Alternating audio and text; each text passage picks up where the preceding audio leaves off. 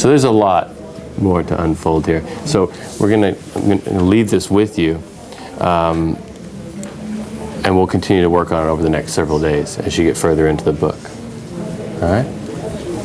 Cool. So if you want to keep reading, it sounds like I would postpone working on this anymore. I would just keep diving into the book and enjoy. All right. Okay. Thank you.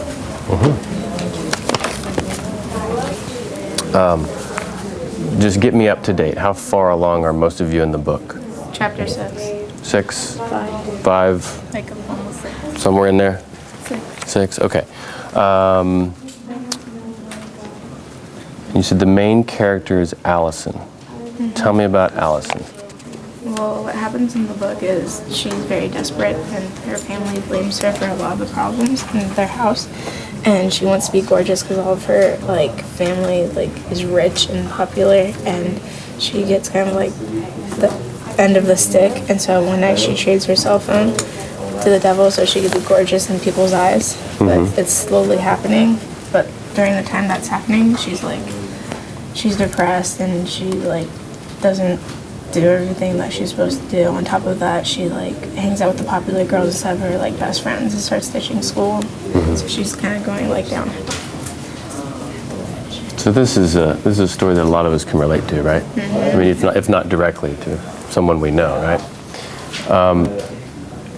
So how is Allison reacting to these things? I mean, to analyze her, see, that's a good description of sort of what's happening to her. How is she taking it all? Tell me more about how Allison is. She didn't believe it at first. She didn't believe That she switched, or that she was getting prettier, that the devil changed her or anything. But then her phone started doing crazy things. Okay. And what are you guys enjoying this story? Yeah. So the idea that the phone is it's okay, you can roll with that. Yeah. Suspension of disbelief, right? That the phone can be possessed.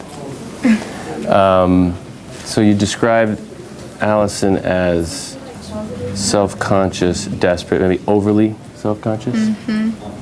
Specifically now, take a minute to go into the book and find, lift a line from the book. See if you can find one line, just like we did with the birthmark. A quote that supports that, that's like evidence of that. Okay? It could be thoughts or actions. It could be thoughts revealed by the narrator. Okay. It's more than the line. It's Okay, let's hear it. They're looking through a magazine, and it's called Zip Magazine. It says, looking for edgy, clean-cut non-professionals for future nude teen. All types, open call Monday. And her friend's trying to convince her to go with her. But when her other friends modeling, she's like, yeah, not obviously, not me. But you're exactly the type. And as she leaned, I guess she went to get a closer look. And then Allison ducked her head and she said, I'm not. And then it just goes on to where they want to ditch school. But it's right there when she's kind of doubting herself as thinking about modeling. She's like, not me, obviously. And then... So let me just make sure I'm hearing, I'm understanding. So one friend, or they see an ad, right, to go try out for this modeling gig.